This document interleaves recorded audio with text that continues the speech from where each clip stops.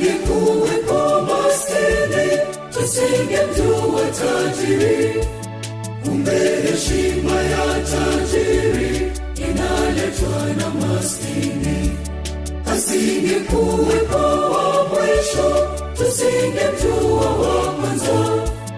Kumbe heshima ya wa kwanza inaletwa na wa mwisho.